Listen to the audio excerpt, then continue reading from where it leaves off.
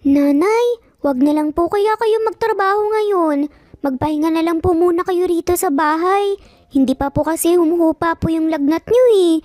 At saka po, hindi po ba sabi po ng doktor kahapon sa free check-up ng barangay na kailangan nyo raw pong magpa-hospital dahil po hindi po normal yung lagnat na dinaramdam nyo? Nag-aalalang wika nga ng isang batang paslit nang makita niya ang kanyang ina na pinipilit ang sariling bumangon sa pagkakahiga, kabila ng matinding lagnat at panghihina ng katawan. Kahit hindi pa nga bumubuti ang lagay ni Amira, ay pinilit niya pa rin ang bumangon. Ilang araw na nga siyang hindi makapagtrabaho at nag-aalala na nga siya na baka matanggal pa nga siya sa mall na pinagtatrabahuhan niya bilang isang sales lady dahil puro absent siya nitong mga nakaraang araw. Anak, kailangan kasi magtrabaho ni nanay eh. Mapapagalitan ako ng manager namin at baka matanggal pa ako. Mahirap nang makahanap ng trabaho ngayon. Dahilan naman ni Amira. At kahit umiikot pa nga ang kanyang paningin, hindi niya ito pinahalata kay Ading, ang kanyang 7 taong gulang na anak, at mas lalong mag-aalala kapag sinabi nga niya yon. Pero nanay, baka pumapano po kayo sa trabaho niyan. Hindi na nga po kayo pumayag na bumili po tayo ng gamot nyo. Tapos, pinipilit nyo pa po ang sarili nyo na magtrabaho po ngayon. Puno ng pag-aalalang wika nga ng paslit, bago niya inalalaya ng kanyang ina na humiga ulit sa kama upang makapagpahinga pa. Wala namang magawang dalaga kundi ang humiga muli dahil talagang pakaramdam niya ay umiikot ang buong paligid niya at sa sobrang init ng kanyang katawan na tila ba parang isang ang nagbabagang apoy na unti-unti nga siyang sinusunog dahil sa init nito.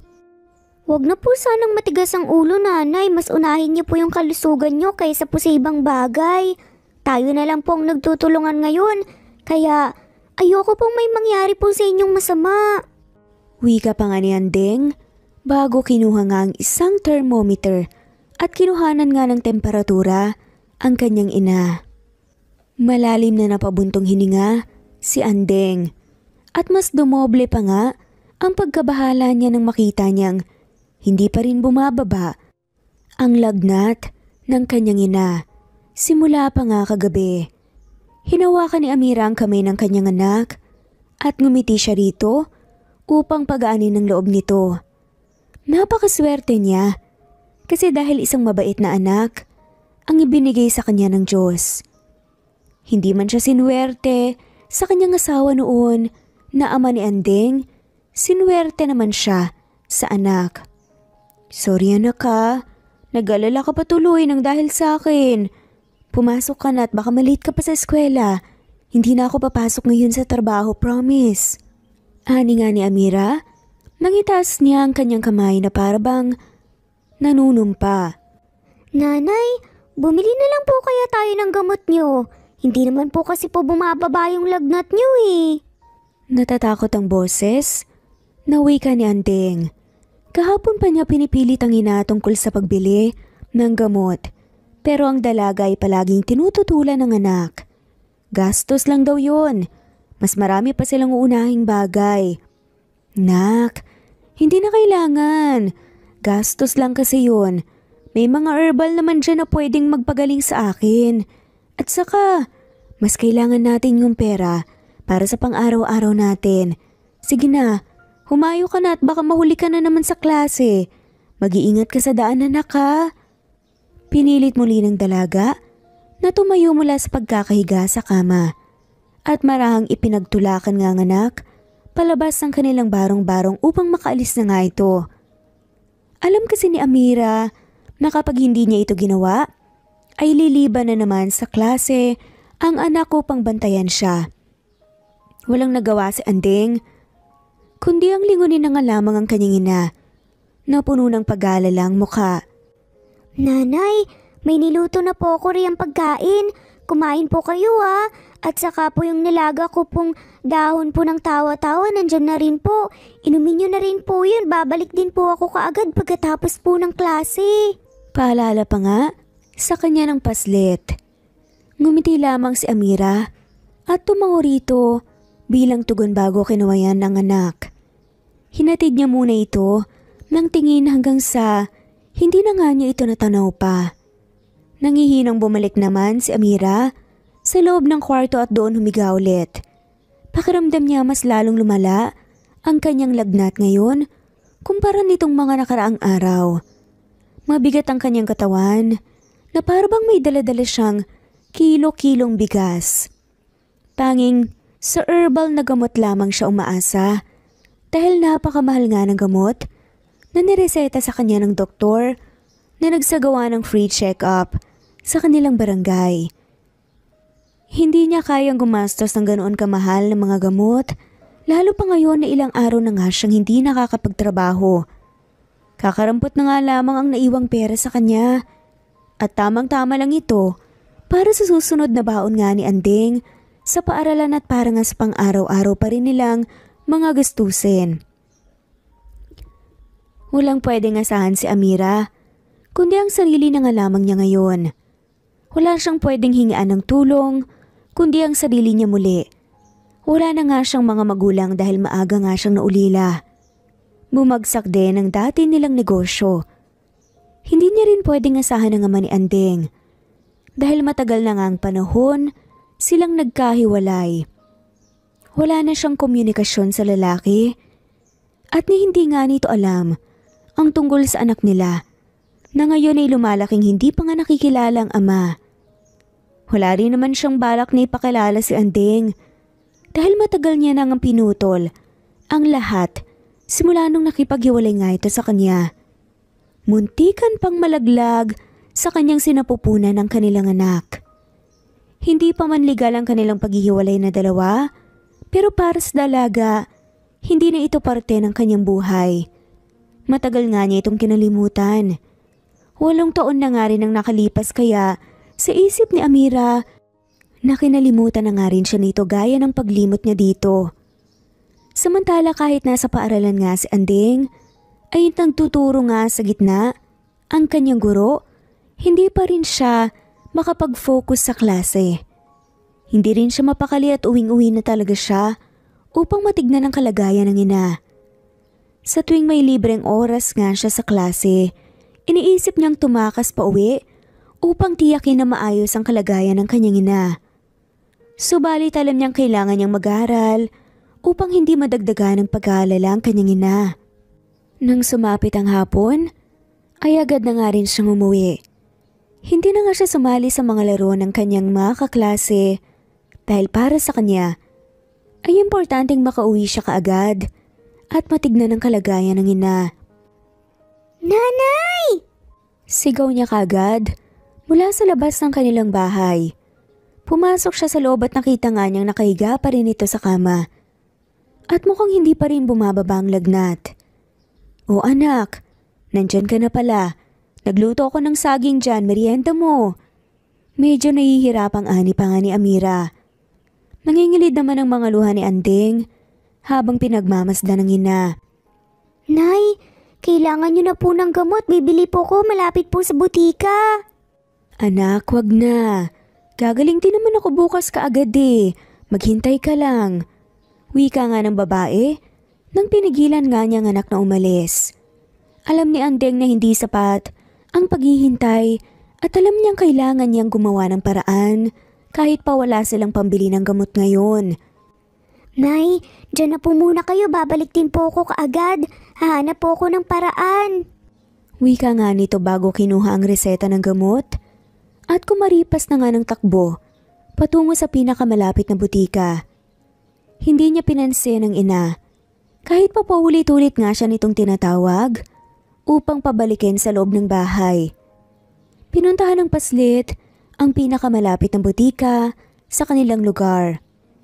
Mahigpit nga ang hawak ng isang kamay niya sa papel na reseta ng doktor para sa kanyang ina at sa kabilang kamay niya ay ang kakarampot na baryang Galing pa nga sa mga baon na iniipon niya araw-araw. Hindi niya alam kung kakasya ba ito pero kailangan nga niyang subukan.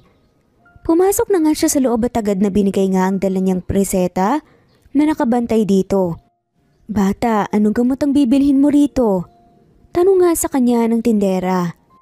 Pwede po bang lahat na lang po ng gamot na nakapaloob po dyan sa reseta bibilhin ko po? Inosenteng ani pa nga ng paslit. "Lahat to? O sige, teka lang nga, kukunin ko at ibabalot ko lang." Habang hinihintay nga ni Andeng ang mga gamot, ay palihim na nga niyang binibilang ang bariyang dala niya. Palihim din siyang nananalangin na sana may iuwi nga niyang gamot kahit kulang na kulang nga ang pera na pambayad. Alam niyang mali ang iniisip niya ngayon kapag kulang ang pera niya. Ngunit ang kaligtasan ng ina ang mas mahalaga sa kanya. "Ito na ho, bali 1.5 lahat ng gamot." Wika pa nga ng tindera nang mailagay na nga niya sa harap ng paslit ang nakasupot na gamot. Ay, 1.5 po? Ang mahal naman po pala. Barya lang po itong dala ko hindi po ito kakasya. Problemadong wika pa nga ng isipan ng bata. Kinuha ni Andeng ang supot at mahigpit nga niya itong hinawakan. Sabay, marahang inilapag nga ang kanina pa niya hawak na mga barya sa harapan. Ate, pwede po bang utangin ko na lang po yung kulang na perang dala ko? Promise po, babayaran ko po talaga kayo bukas. O kaya po sa makalawa kapag gagaling na po si nanay, babalik po ako rito. Promise po. Mangiyak-ngiyak pa nga na hiling nga ng batang si Andeng. Tumaas naman ang kilay ng babae sa kanyang narinig at sa kanyang nakita ng mga barya. "Ano? Uutangin mo yan? Ang dami ng gamot na binili mo ah. Hindi pwede. Akin na yan. At ako nang mapapagalitan ng dahil sa'yo. Sa iba ka nalang umutang." Inis na wika nga ng tindera at hahablutin nga niya sana ang supot nang hindi ito ibinigay nga sa paslit. Itinakbo pa nga niya ito palabas ng butika. Dahilan upang magsisisigaw nga ang babae dahil daw sa pagnanakaw niya ng mga gamot. "Magnanakaw! Magnanakaw! Ibalik mo yung gamot! Walang iyak ka talagang bata ka!" Sigaw nga nito habang walang tigil na hinahabol nga ang bata. Hindi ko to pwedeng ibalik sa kanya. Kailangan to ni nanay. Sorry po talaga. Bulong pa nga niya habang kumakaripas pa rin ang takbo. Habang mahigpit na yakap ang supot nga na may lamang mga gamot. Tumawid sa kalsada nga si Andeng at dahil nga sa pagmamadali, hindi na nga niya naisipang tumingin-tingin pa sa magkabilang gilid niya. Kaya muntika na nga siyang mabundol ng isang kotse. Mabuti na nga lamang ay agad nga itong nakapreno sa harapan niya. Dahil naman sa gulat at takot ay napaupo nga si Andeng sa kalsada. At ang laman ng supot na mahigpit nga niyang hawak kanina, ngayon nagkalat na nga sa daan. Nakahabol na nga rin ang babae kanina na nagbabantay sa butika ang kinuhanan niya ng gamot at galit na galit nga itong nilapitan siya at nang gigigil na kinurot nga kaagad ang tenga niya. "Ikaw na bata ka? Ang liit-liit mo pa pero natuto ka ng magnakaw. Hindi ka ba tinuruan ng magulang mo ng tamang asal ha? Ang dapat sa'yo ay makulong. Halika, dadalhin kita sa presinto at nang matuto ka naman." Galit na sambit pa nga ng babae. Saka sa pilitang pinatayo mula sa pagkakaupo sa Andeng habang hawak pa rin niya ang tenga ng bata. Mangiyak-ngiyak naman sa sakit ang paslit. Sorry po, huwag niyo po akong ipakukulong. Kailangan ko lang po talaga to Kailangan po ni nanay ng gamot. Kulang po yung dala ko pong pera kaya wala po akong ibang nagawa kundi po ang nakaawin to. Sorry na po talaga, Ali. Kailangan po talaga ni nanay itong gamot Umiiyak at paulit-ulit na hinging tawad nga ni Andeng. At iniinda na nga lamang ang sakit sa pagkurot nga sa kanyang tenga. Marami ng mga tao ang pumapalibot sa kanila dahil sa eksena. Hindi pa rin binibitawan nga ng babae ang kanyang tenga na ngayon ay namumula na yata. Paulit-ulit pa rin ipinapaliwanag ni Andeng na para lang sa kanyang may sakit na ina ang gamot na kinuha niya at babayaran niya naman ito kapag may pera na talaga siya. Hindi. Sumama ka sa akin. At nang magtanda ka, ang mga batang katulad mo ay dapat pinaparusahan para hindi na lumaking magnanakaw pa. Asik pa nga ng babae. Maraming naawa kay Andeng, lalo na nang marinig nila ang dahilan nito kung bakit niya nagawa ang bagay na yun. Marami rin ang bumabatikos dito dahil hindi naman niya kailangan nakawin pa ito. Kung may pagpipilian lang sana si Andeng kanina, hindi nga niya sana iisiping itakbo ito. Pero wala eh. Hindi siya pinayagang utangin ito. Sa gitna nga ng kaguluhan, hindi na nakayanan pa ng isang binata ang kanyang nasaksihan. Bumaba na nga siya sa kanyang kotse na muntikan ng makasagasa ng paslit. Agad siyang pumunta sa gawin ng mga to at sa pilitan niyang tinanggal ang kamay ng babae na mahigpit pa nga ring nakakapit nga sa mamula-mula na ngang tenga ng bata na para bang matatanggal na nga kung hindi pa nga tinanggal ng babae ang kanyang kamay dito. Hindi mo naman kailangan sakta ng bata. Magkano bang lahat ng mga gamot na ito? At ako nang magbabayad para sa kanya. Hindi mo na rin siya kailangan dalhin pa sa presinto. Wika ng lalaki. Hindi naman yun ang problema rito, sir. Magnanakaw ang batang yan. Kapag hindi yan naparusahan ngayon, baka marami pang mabiktima sa susunod. Gita man ng babae na pinilit ngang hinawakan nga si Andeng, ngunit pumapagitna nga ang binata at tinatago nga sa likuran niya ang maliit na inosenteng bata. Hindi mo ba narinig ang sinabi niya kanina? He did it for his sick mother. Hindi mo siya kailangan parusahan pa. Now tell me, magkano lahat ng gamot na kinuha niya at ako na mismong magbabayad? Matigas na sambit pa nga ng lalaki. Alam niyang masama ang ginawa ng paslit, pero labis ang awang naramdaman niya rito. Marahas na napabuga na nga lamang ng hangin ng babae. 1-5 lahat. Masungit na ani nga nito. Kumuha kaagad ng perang binata sa kanyang pitaka at binigay nga ito. Here, 5,000. Pwede mo nang iwan ng bata rito. Pinanlisikan muna nga ng mata ng babae si Andeng na ngayon ay humihigbi nga na nagtatago nga sa likuran ng lalaki dahil sa takot bago nga siya umalis na. Nagsialisa na nga rin ng mga tao, nakikiusyoso kanina at tanging silang dalawa na nga lamang ang naiwan ngayon. Hinarap nga ng binata ang paslit at sinuri ang kabuuan nito. Napansin niyang nakauniporme pa nga ito. Napabuntong hininga nga ang lalaki sa kanya, pinapatahan si Andeng. Okay ka lang ba? Wala bang masakit sa'yo? Bakit ka ba kasi bigla-bigla na lang tumawid? Nag-aalalang tanong nga nito sa bata. Inangat ni Andeng ang kanyang tingin at natigilan kaagad nang makita ang malapitan na mukha nito na puno ng luha. Biglang nanikip ang kanyang dibdib sa hindi malamang dahilan.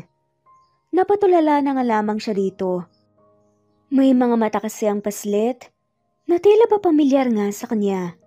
At may kakaibang pakiramdam din na bumalot sa kanyang puso na ngayon lang yata niya naramdaman. Salamat po sa pagtatanggol niyo po sa akin kanina. At salamat din po sa perang ibinayad niyo po sa gamot. Huwag po kayong mag-alala. Babayaran ko po kayo kapag po nagkapera na po ko. Kailangan ko lang po talaga kasi yun para sa nanay ko. Ani pa nga ni Andeng. Sa gitna ng kanyang mga higbi, sa kanya, iniisa-isang pinulot nga ang mga gamot na nagkalat nga sa kalsada. Walang nagawa ang binata kundi ang pagmasdan ng paslit. Hindi niya maintindihan ang kanyang sarili ngayon. Parang may kung anong pakiramdam sa kanyang puso ang hindi niya maipaliwanag habang nakatingin siya rito.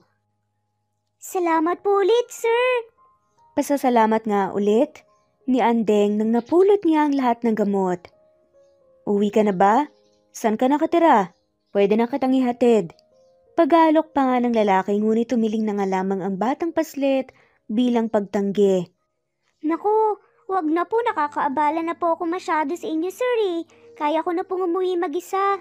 Alam ko naman po ang mga pasikot-sikot po dito. Maraming salamat po talaga. Ani pa nga nito bago muling kumaripas ng takbo at hindi na hinintay pa ang sasabihin ng anak. Hindi na nga rin napilit ng binatang paslit dahil tumakbo na nga ito. Napabuntong hininga na nga lamang siya habang tinatanaw niya itong tumatakbo sa malayo. Parang familiar siya at ang gaan-gaan ng loob ko sa kanya. Bulong pa nga niya sa kanyang sarili.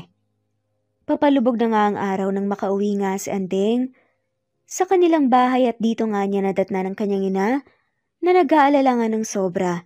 At kanina pa nga siya hinihintay dahil biglaan nga itong umalis kanina.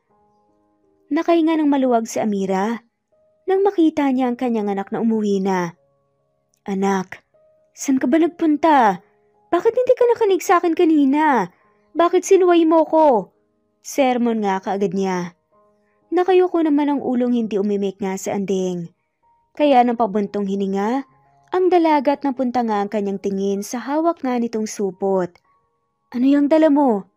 Mahinahon at malambing nga ang boses ngayon na tanong niya.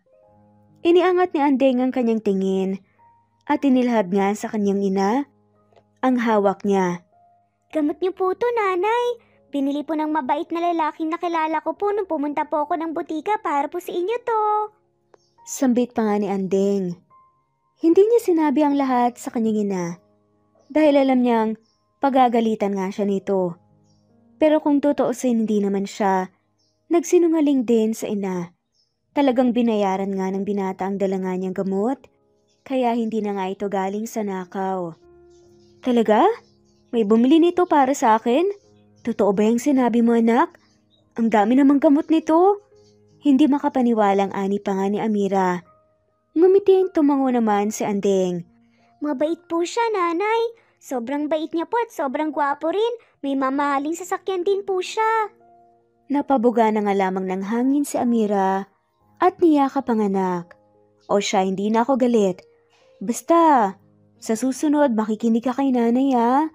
Huwag ka basta-bastang tatakbo na lang nang hindi ka nagsasabi dahil baka mapano ka sa labas. Paalala pa nga niya. Tumango-tango na nga lamang si Andeng. Opo nanay, sorry po talaga. Hinging pa umanhin ito. Ngumiti na nga lamang si Amira sa anak.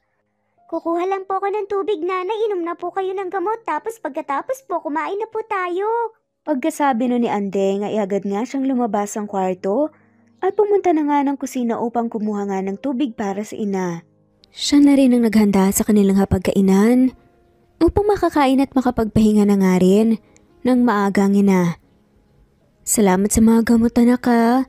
Kapag nakita mo ulit yung lalaking bumili ng mga gamot na to, sabihan mo kaagad si nanay para makapagpasalamat naman tayo.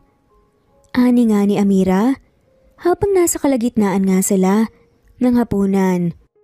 Opo, nanay. Sasabihin ko po kagad sa inyo. Malaki po ang itinulong po niya sa atin eh. Ngumiti lang si Amira at hinaplos ang mukha ng anak. Nakahinga siya ng maluwag dahil pakiramdam niya. Unti-unting bumubuti nga ang kanyang pakiramdam. Baka bukas ay bababa na nga ang kanyang lagnat at makakapagtrabaho na nga rin siya. Hindi niya alam na may mga mabubuti pa palang tao ngayon natutulungan ka kahit hindi naman magkakakilala. Samantala kinabukasan ay kahit hindi pa masyado ngayos ang pakiramdam ni Amira, ay gumising pa rin siya ng umaga upang paghandaan nang makakain nga at baon ng kanyang anak. Nakukonsensya siya dahil ilang araw nga niyang hindi naalagaan ang anak dahil nagkasakit siya at kabaliktaran pa nito ang nangyari. Siya patuloy ang inaalagaan ni Andeng nitong mga nakaraang araw. Nanay, nagluluto po kayo? Maayos na po ba ang pakiramdam niyo? Baka po mabinat po kayo dyan ha? Tanong pa nga ni Andeng nang makita niya ang kanyang ina sa kusina nang magising siya. Ngumiti ang dalaga nang lingunin nga niya ang anak. Maayos-ayos na ang pakiramdam ko anak. Nakakagalaw na rin ako. Konting pahinga pa at pwede na akong magtrabaho ulit. Tugon nga nito. Mabuti naman po kung ganun, nanay. Alagaan niyo po parati po yung katawan niyo ha, para hindi po kayo magkasakit. Paalala pa nga ni Andeng, kaya natawa na nga lamang si Amira. Dahil sa isip-isip niya, parati nga niya yung sinasabi sa anak noon. Okay anak, sige na maligo ka na at kumain. Anong oras na oh? Hindi na nga hinatid pa ni Amira ang anak sa paaralan dahil hindi rin naman pumayag si Anding na lumabas pa nga siya ng bahay. Gusto ng bata na magpahinga na nga lamang muna upang agad na bumalik nga at makalikom ng lakas. Nanay, yung gamot niyo po huwag niyo pong kakalimutan pong inumin. Huling paalala pa nga ng kanyang anak bago ito kumaway-kaway paalis. Marahang natawa na nga lamang si Amira dahil kanina pa paulit-ulit na pinapaalala yon ng kanyang anak. Kung sa bagay makakalimutin talaga siya kaya minsan may pagkakataon na kapag pakiramdam niya ay okay na ang katawan niya, ay nakakalimutan niyang uminom ng gamot. Kaya todo paalala ngayon ng paslit dahil kilalang kilala kasi siya nito. Magaan nga ang dibdib ni Anding nang pumasok siya ng paaralan. Alam niya kasing ilang araw na nga lamang ay gagaling na ang kanyang nanay. Paunti-unti na nga ring sumisiglang mukha nito katulad ng kanina. Hindi niya alam kung paano pasalamatan yun ang lalaking tumulong sa kanya. Kung may pagkakataon na makita niya ito muli, pasasalamatan niya ulit dahil sa kabaitang ipinakita nga nito sa kanya. Hindi na baka sa mukha ni Anding ang pag-aalala. Sumigla na nga rin siya at naiintindihan na ang klase. Hindi kagaya noon na sa tuwing papasok na nga siya, ay nasa isip pa rin niya ang kanyang inang may sakit na mag-isa lang sa kanilang bahay. Parati siyang nagmamadaling umuwi at may pagkakataon pang wala nga siyang maintindihan lahat sa klase. Nang sumapit ang dapit hapon, kahit may kaunting lagnat pang nararamdaman si Amira, ay naisipan pa rin niyang walisan ang kanilang bakuran na ngayon nga ay puno ng mga damo dahil ilang araw na nga rin itong hindi naalagaan. Pampapapawis nga niya ito upang mapadali ang kanyang paggaling. Habang abala nga siya sa gawaing bahay, ay naagaw ang kanyang atensyon dahil lang sa isang magarang kotseng pumarada sa tapat ng kanilang barong-barong. Napatigil sa paglilinis si Amira. Lahat din ng mga kapitbahay niya nakikiusisa na nga rin kung bakit may magarang kotse ang napadpad sa kanilang lugar. Psst, Amira, napakagalante naman ang bisita mo. Komento pa nga ng isang ginang na kapitbahay ng dalaga. Pilit na mangumiti ang dalaga kahit ang kanyang muka puno ng pagtatanong ngayon. Wala naman siyang inaasahang bisita ngayon at mas lalong wala siyang kakilalang may ganitong kagarang sasakyan. Pigil hininga ang lahat nang bumukas ang pinto ng sasakyan at lumabas mula rito ang isang makisig at napakagwapong lalaki na nakasuot nga ng isang 3-piece business suit attire. Halatang mayamang-mayaman nga ito sa kanyang tindig at kasuotan pa lamang. Para namang tumigil ang mundo ni Amira at paunti-unti ring nanlalaki. Sa gulat ang kanyang mga mata nang mamukha niya kaagad kung sinong lalaking bumaba ng sasakyan. Kahit 8 taon nang lumipas, ay hindi niya makakalimutan ang ganitong mukha na nagpaibig sa kanya noon. Ito ang dati niyang asawang si Leon Alferez. Malaki ang pinagbago ng binata. Hindi may pagkakaila ni Amira na mas lalong gumanda ang katawan nito at mas lalo ring gumwapo sa kanyang kasuotan. Teka, bakit siya nandito? Bakit niya alam kung nasan ako? Kailan pa siya umuwi ng Pilipinas? Maraming katanungan si Amira sa kanyang isipan. Ngayong habang nakatulala nga siya, nakatingin sa binata na siyang nakatingin rin pala sa kanyang gawin ngayon. Seryoso lang ang mukha nito at hindi nga niya nakitaan ng anumang ekspresyon. Talagang nakakagulat ang pagbisita nito sa lugar nila dahil wala namang sinabihan ng dalaga kung saan siya tumitira ngayon. Pero wala namang imposible sa may pera ngayon. Madali na nga lamang siyang matutunto ng binata dahil mayaman ito. Pera lang ang pinapagalaw at makukuha na nga niya ang gusto niya. May I come in? Seryosong tanong nga nito nang mapatingin nga siya sa nakasaradong dekahoy na gate nga ng bahay. Napalunok na nga lamang ng laway si Amira. nang marinig niya muli ang boses ni Leon. 8 taon din niya itong hindi naririnig at hindi nga niya mapigilan ang pamumuo ng mga luha sa kanyang mga mata. Samot-saring bulungan na ang mga narinig nga ni Amira galing sa mga nakikiusisa niyang mga kapitbahay. Nag-ipon ng lakas ng loob si Amira bago nga niya binitawan ng kanina pa nga na hawak niyang walis. Hindi niya akalain na magkikita sila muli at mas lalong hindi niya inaasahan na matutunton nga nito ang tinitirahan nila ngayon. Nanginginig ang kamay na pinagbuksan nga ni Amira ng gate ang binata upang makapasok ito. "Pasok ka!" Nangutal na sambit ni Amira. Pumasok naman si Leon at hindi nga niya napigilan ng sariling mata na libutin ang kabuuan ng bahay ngayon ni Amira. "Is this the place you live?"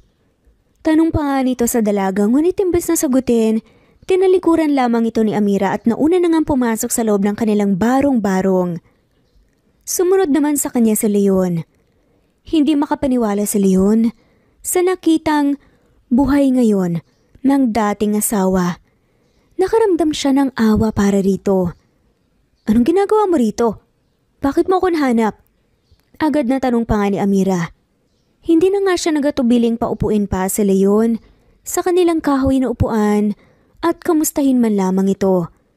Pinapasok lang naman niya ang binata sa loob ng kanilang bahay upang maiwasan ng ibang tao na marinig ang kanilang usapan. "Aren't you miss me, wife?" Seryosong tanong pa nga ng lalaki dahilan para maikuyom nga ni Amira ang kanyang mga kamay. Napansin din ni Leon na hindi ito mapakaling tinitigan nga pabalik-balik ang orasan nandito. Natatakot kasi si Amira. Patapos ng klase ng anding at umuwi nga ito kaagad sa kanila. Hindi na ito nakikipaglaro sa mga kaklase niya at palaging dumediretso lang ito sa bahay at tinutulungan kaagad siya sa pagluluto at sa mga gawaing bahay. "Huwag ka nang magpaligoy-ligoy pa, Leon. Alam ko may kailangan ka sa akin, kaya ka nandito. Sabihin mo na ang sadya mo." Matapang na wika pa ni Amira.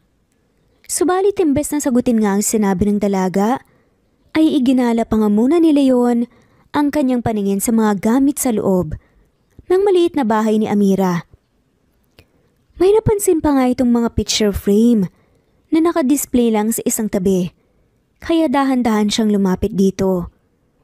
Napansin naman kaagad ni Amira kung ano ang tinitignan nga ni Leon, kaya halos hindi pa rin na nga niyang mga picture frame. Sa kanya ito kinuha at agad nga na itinago sa kanyang likuran. Halos lumabas na nga sa katawan ni Amira ang kanyang puso dahil sa pinaghalong emosyong nararamdaman niya ngayon. "Is that your child?" Nakakunot noong tanong pa nga ni Leon. Nagtaka si Amira nang masilayan niya ang dumaang sakit sa mga mata ng binata, pero ipinagsawalang bahala na nga lamang niya yun dahil baka namamalik mata lamang siya. Napalunok si Amira dahil sa kabang bumabalot sa kanyang puso ngayon at hindi niya pinansin ang tanong ni Leon. "Sabihin mo na ako nung kailangan mo sa akin at nang makaalis ka na sa pamamahay ko. Marami pa akong gagawin, nakakaabala ka na." Pag-iiba pa nga ng dalaga ng usapan. Ayaw niyang mapunta kay Anding ang usapan nila. Baka madulas pa nga ang kaniyang dila at masabi kay Leon na anak nga nila ito. Napabuntong hininga na nga lamang muna si Leon bago inilatag sa maliit na lamesa ang kanina pa nga niyang daladalang brown envelope. "Sign this annulment paper. I've planned to get married again. Hindi na kita guguluhin pa. And besides, you are already happy with this life. May sarili ka ng pamilya kaya ipawalang bisa na natin ang kasal natin. Arranged marriage lang naman ang namagitan sa atin noon, di ba? Kaya signing this paper won't be hard for you, right?" Mahabang litanya pa nga ni Leon. Paunti-unti namang nanikip ang dibdib ni Amira nang mapakinggan nga niya ang lahat ng sinabi nga ni Leon. Pakiramdam niya ay lahat nga ng sakit noon unti-unting bumabalik sa kanya ngayon. Arranged marriage lang nga ang namagitan sa dalawa noon. Ang kanyang lolo at lolo nga ni Leon ay matalik na magkaibigan noon kaya silang dalawa ang napagdiskitahan ng mga matatanda. Wala silang nagawa dahil yun lang daw ang kahilingan ng mga ito at si Leon ay hindi rin siya pwedeng tumutol dahil wala siyang manang matatanggap mula sa kanyang lolo. Kaya kahit napipilitan ay pumayag pa rin naman siyang may ikasal kay Amira noon. Sa 5 taon nilang pagsasama, walang namagitan sa kanilang dalawa at sa loob ng taon na yun ay si Amira lang yata ang nagmahal kay Leon. Alam ng dalaga na kahit kasal nga siya kay Leon ay hindi siya ang nilalaman ng puso nito. Alam niyang iyon dahil bago pa nga siya dumating sa buhay ng binata ay may minamahal na nga ito at yun ay ang kanyang first love. Itinitikom niya nga lamang ang kanyang bibig sa tuwing pasekretong dinadala ni Leon ng babae sa kanilang bahay. Hindi niya ito pinapakailaman kahit para sa kanya ay nadudurog na nga ang kanyang puso. Hindi rin sila magkatabing natulog, sa halip nga ay nasa magkabilang kwarto pa sila. Para silang hindi mag-asawa. Hindi rin siya ginagalaw ni Leon na para bang tiring-tiri itong lumapat ang balat niya sa balat ni Amira. Aakto lang sila kapag nandyan na nga o bumisita nga ang lolo at pamilya ni Leon. Pero nagbagong lahat ng yun. Nang unang namatay ang lolo ni Amira at sumunod naman ay ang lolo ni Leon dahil sa katandaan. Simula noon ay mas lalong naging malamig nga ang pakikitungo sa kanya ng binata lalo na nang minsang may nangyari nga sa kanila dahil sa kalasingan ni Leon. Umabot nga sa punto na nakikipaghiwalay na nga ito at dahil sobrang nasaktan si Amira sa loob ng 5 taon na pagsasama nila ay pumayag siya at lumayo na nga rin para sa kanyang katahimikan. Sa paglayo niya ay muntikan pang nawala sa kanya ang dinadala niyang anak. Kaya nga halos lahat ng pagmamahal ay ibinuhos niya kay Andeng ngayon. Hindi na nga niya hahayaang masaktan pa ito katulad ng nangyari dati. Ngayon, habang nakatulala nga siya, tinitigan ang inilabas nga na annulment paper ng binata, hindi niya mapigilan ng pagtulo ng kanyang mga luha. Naiinis siya sa kanyang sarili dahil alam niyang kahit ilang taon na nga ang lumipas ay may nararamdaman pa rin siya sa kanyang asawa. Naiinis siya dahil hindi man lamang niya ito kayang alisin sa kanyang puso. Don't worry, I will give you time to think. Bibigyan din kita ng pera para compensation sa ilang taon nating pagsasama. Wika nga muli ni Leon. Bago lumabas nga ng bahay, upang umalis na nga sana pero napatigil siya. Sa paglalakad ng mapansin niya, ang familiar na nakangiting bata na tumatakbo papasok sa dekahoy na gate ng bahay. Nanay, nanay! Tignan niyo po ang dala ko! Masayang sigaw nga ni Andeng habang may dala-dala nga siyang mga magagandang bulaklak na pinitas lang niya sa daan. Bumalik ang katinoan ni Amira nang marinig niya mula sa labas ang boses ng kanyang anak. Agad nga niyang pinahiran ang kanyang mga luha at agad na lumabas sa takot na baka magkitang magama at malaman pa nga ni Leon ang lahat. Anak? Tawag nga ni Amira. Nakita niya itong nasa harapan nga ni Leon at pareho silang nagkatitigan dalawa. Nakita niya ang pagliwanag nga ng mukha ng kanyang anak. Lumukso sa kaba ang puso nga ni Amira kaya agad niyang hinawakan si Andeng at hinila nga ito parapit sa kanya. Anak, bakit ang aga mo yata ngayon? Kausap nga ni Amira sa kanyang anak habang pinapaharap nga ito sa kanya. Nanay, umuwi na po ako kasi agad eh. At saka po ito po, may dala po akong mga bulaklak. Pinitas ko po sa daan yan, ang ganda po kasi. Para po si Inya yan. Nakangiting wika nga ni Andeng. Sa kanya inilahad nga sa ina ang bulaklak. Napangiti naman si Amira nang tanggapin niya ito. Salamat anak ha. Naagaw ang atensyon ng mag-ina nang biglang tumikhim sa Leon. Kaya sabay na napalingon nga ang mga to sa kanya. Nanlaki naman muli ang mga mata ni Andeng nang mamukhaan nga niya ang lalaking nasa harapan niya ngayon. Sir, kayo nga po! Masayang bulalas nga ni Andeng bago siya lumundag nang yakap kay Leon. Nagulat doon si Amira Ngunit bakas din sa kanyang mukha ang pagtataka dahil sa nakuha nga niyang reaksyon mula sa kanyang anak. Magtatanong na nga sana siya, ngunit naunahan nga siya ng kanyang anak na magsalita. Nay, siya po yung sinasabi ko po sa inyo. Siya po yung bumili po ng gamot para sa inyo na sobrang bait po talaga. Masayang wika pa nga ng paslit. Hindi naman maitago nga ang muling pagkagulat at pagkabigla sa mukha ng dalaga. Ganon din ang mukha ni Leon. Hindi nila ito inaasahang dalawa. Ano? Siyang lalaking yun?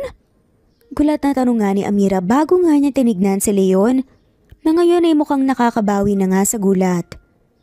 Nasilaya ni Amira kung paano hawakan ni Leon ang kanyang anak at pinalapit nga ito sa kanya bago siya lumuhod upang mapantayan nga ang laki nito.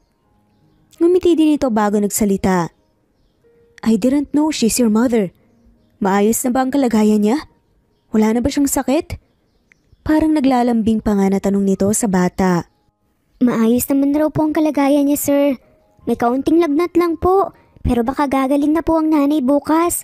Maraming salamat po pala, sir, ah. Kung hindi po dahil sa inyo ay baka mas lalo pong lumala ang karamdaman ni nanay. Masiglang sambit pa nga ng bata. Napalunok naman si Amira nang haplusin nga ni Leon ang mukha ng kanyang anak at guluhin pa nga nito ang buhok ng bata bago siyang umiti ng matamis. Napatulala nga ang dalaga dahil ngayon lang niya ito nakitang nakangiti ng ganito. Ni minsan, hindi niya ito nasilaya noong nasa iisang bahay pa nga lamang sila. Magkakilala po pala kayo ni nanay? Bakit po pala kayo nandito? Kaibigan niyo po ba ang nanay ko? Masiglang tanong pa nga ng paslit. Hinila naman kagad palayo ni Amira ang anak mula kay Leon upang hindi na nga ito magtanong pa ng kung ano-ano sa binata. Anak, pumasok ka muna sa loob. May merienda akong hinanda para sa'yo. Saka magbihis ka na rin. Amoy araw ka na rin. Ani nga ni Amira. Pinalinga naman ang tingin ni Andeng ang binatang nakatingin nga sa kanilang mag-ina. Sir, bisita po kayo rito sa susunod, da. Magaling pong magluto si nanay ng batchoy at kare-kare. Pasasalamat na rin po sa inyo sa kabutihan niyo po sa amin. Pasok na po kayo sa loob.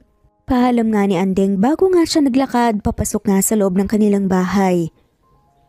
Katahimikan naman ang namayani sa dalawa. Hindi rin makatingin ng diretso si Amira sa binata. Nag-aalala siya dahil baka may pagdududa pa nga ito tungkol sa pagkatao ni Andeng. Ngayong ikalawang pagkikita na pali ito ng magama. Pumasok ka na sa loob. You're still sick at baka mapano ka pa. I'll be back tomorrow for the annulment paper. Hindi naman kita minamadali. Huling sabi na nga lamang ni Leon bago siya naglakad palabas at sumakay nga ng nakaparada nga ang kotse. Malalim na buntong hininga ang pinakawalan ni Amira. Hindi niya maiwasang masaktan habang iniisip ang annulment paper na dinala ni Leon upang pirmahan niya. Naitanong nga niya tuloy sa kanyang sarili kung minahal nga ba talaga siya ng binata sa loob ng 5 taon na pagsasama nila, kahit kaunti lang at kahit arranged marriage lang ang nangyari. Pero agad siyang mapakalang natawa nang balikan niya ang taon na kung saan tanging estranghero lang ang tingin sa kanya ng binata kahit pa asawa na nga siya nito. Napaka-imposible na mahalin siya ni Leon. Pumasok na nga sa loob si Amira at nabigla nga siya nang madatna niya ang anak na hawak ngayon ang annulment paper nilalagay lang ni Leon sa lamesa kanina. Patakbo siyang pumunta kay Andeng at agad na hinaplot nga ito mula sa kamay ng bata at itinago ito sa kanyang likuran. Puno naman ng pagtatanong ang mukha ni Andeng. Nanglingunin nga niya ito. Nanay, ano po yan? Ano pong ibig sabihin ng annulment paper? Bakit po kayo may ganyan? Inosenteng tanong nga nito. Mabilis namang nag-isip si Amira nang idadahilan niya sa anak. Alam niyang hindi pa maintindihan ni Andeng ang lahat at wala rin siyang balak na sabihin ang totoo. Ano lang to, anak? Para sa tinatrabaho ni nanay. Requirement ko ito dati para maging full-time na ako sa trabaho. Basura na rin ito at itatapon ko na mamaya kaya wag mo nang isipin kung ano to, ah. Pagsisinungaling naman ni Amira na ikinatango-tango na nga lamang ng paslit. Hindi na nagtanong pa si Andeng dahil hindi naman niya maintindihan ang mga sulat na nakapaloob nga sa papel na binasa niya kanina. Okay po nanay, akin na lang po. At ako na pong magtatapon yung annulment paper na yan. Inosenteng wika pa nga ng batang paslit.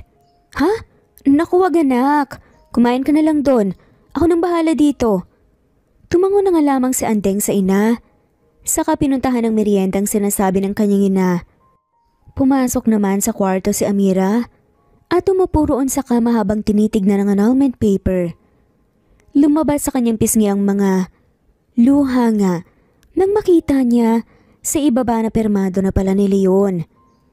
Pirma na lamang niya ang kulang at mapapawalang bisa na nga talaga ang kanilang kasal. Okay na rin siguro to. May kanya-kanya naman na kaming buhay dalawa eh. Masaya naman ako na anak lang namin ang kasama ko. Hindi na ako maghahangad pa ng iba. Kailangan na rin naming palayain ng isa't isa. Bulong pa nga ng isipan ng dalaga. Kumuha siya ng ballpen at ang pipirmahan na nga niya ito, subalit hindi niya magawa. Inuunahan nga siya ng takot. Mahal pa kasi niya si Leon at kahit hindi nga niya aminin ay umaasa pa rin siya na dumating ang araw na magiging isang buong pamilya sila. Pero sa sitwasyon ngayon, napaka-imposible nang mangyari yun. Sumapit ang hating gabi na tulala pa rin na tinitigan nga ni Amira ang papel na nasa harapan niya. Kanina patulog ang anak niya, pero siya hindi pa rin dinadalaw ng antok. Bukas na nga kukunin ni Leo ng annulment paper pero hindi pa nga niya ito napipirmahan. Malalim na buntong hininga ang pinakawalan niya at pikit mata na nga lamang na pinirmahan ang annulment paper pagkatapos ng ilang oras na pag-iisip. Bumuhos din ang kanyang mga luha at hindi nga niya napigilang patigilin ang mga to sa paglandas mula sa kanyang mga mata. Nanay, bakit po kayo umiiyak? May masakit po ba sa inyo? Mabilis na pinawi kaagad ni Amira ang kanyang mga luha at ngumiti sa anak nang magising nga ito at lumabas sa kanilang kwarto. Hindi anak, napuwing lang si nanay. Halika na at bumalik na tayo sa pagtulog. Sambit ni Amira bago iniwan sa lamesa ang pirmado ng annulment paper at pinuntahan ng anak. Habang yakap-yakap niya si Andeng, patuloy pa rin sa pag-agos ang kanyang mga luha. Naawa siya para sa kanyang anak. Sorry anak ha, hindi perpekto ang ina. Pero ginagawa ko naman ang best ko. Sorry din kung tayo-tayo lang magkakasama sa buhay ngayon. Wala ang tatay. Huwag kang mag-alala anak. Ibibigay ko lahat sa'yo. Mamahalin kita. Mahigit pa sa buhay ko. Mahal na mahal kita anak. Bulong pa nga ni Amira pagkatapos nga ay marahan nga niyang hinagka ng noon ng anak na ngayon ay mahimbing pang natutulog ulit. Tanghaling tapat nang magising si Amira. Wala na rin sa kanyang tabi si Andeng. Sabado ngayon kaya alam nga niyang wala itong pasok. Sinipat ang dalaga ang kanyang sarili at nakahinga siya ng maluwag nang maramdamang wala na nga siyang lagnat. Maayos na nga ang kanyang pakiramdam pero hindi naman ang kanyang puso. Andeng anak, tawag nga ni Amira nang lumabas siya sa kanilang kwarto. Napangiti si Amira nang makita nga niya ito sa kusina at naghahanda ng pagkain sa lamesa. Good morning po nanay. Kumain na po kayo ng almusal, hindi na po kita ginising at ako na po ang nagluto po para sa almusal natin. Mukhang hindi ka po kasi nakatulog ng maayos kagabi. Nakangiting sambit nga ni Andeng. Natuwa at napangiti na nga lamang si Amira. Matalinong bata kasi si Andeng. Sa murang edad, alam na nga nito kung paano magluto. Itlog lang ang niluluto niya sa ngayon. Dahil yun lang naman kasi ang makakaya niyang lutuin. Maasahan na nga sa gawaing bahay ang paslit at may pagkakataon na tumutulong ito sa kanyang ina sa paglalabaw paglilinis ng bahay. Wow, napakasarap siguro ng luto ng anak ko. Salamat anak ka. Ani nga niya nang hinagkan nga niyang pisngi nito. Wala pong anuman, kumpara po sa maganda kong nanay. Marahang natawa na nga lamang si Amira dahil sa sinabi ng kanyang anak. Napakabulera talaga nito, pero napaka-sweet din naman. Biglang sumagi sa isipan ni Amira ang annulment paper na nakalimutan niyang ligpitin kagabi. Huling naalala niya ay naiwan niya ito sa kanilang lamesa. Pero nang tignan niya ang bawat parte ng lamesa ngayon, hindi nga niya ito makita. Anak, nakita mo ba yung papel na iniwan ko dito ha? Tanong nga ni Amira. Napakunot noo ang babae. Alin po doon, nanay? Yun po bang annulment paper? Sinunog ko po upang makagawa po ako ng apoy para po makapagluto ng almusal natin eh. Nakalimutan niyo po sigurong itapon kaya yun na lang po ang ginawa kong paghaling. Paliwanag nga ni Andeng.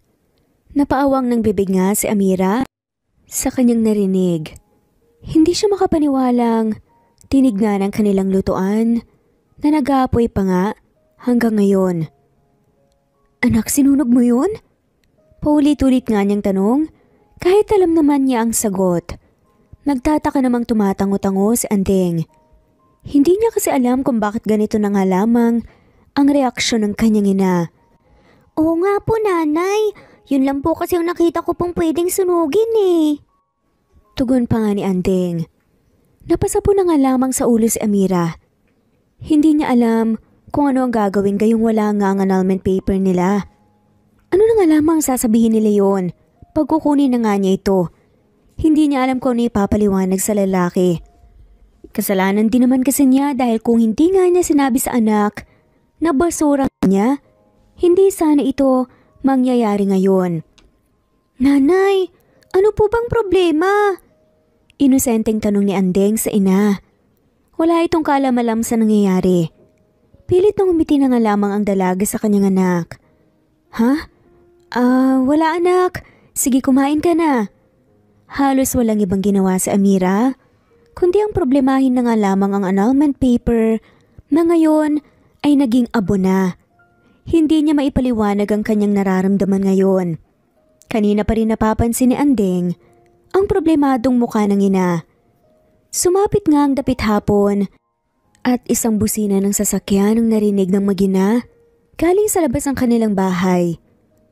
Lumukso kagad ang kaba sa puso ni Amira. Hindi siya mapakali sa kanyang kinatatayuan sa tuwing iniisip niya ang galit na mukha nga ni Leon. Nanay, may bisita po ba tayo? Tanong nga ni Andeng nang sumilip siya sa kanilang bintana.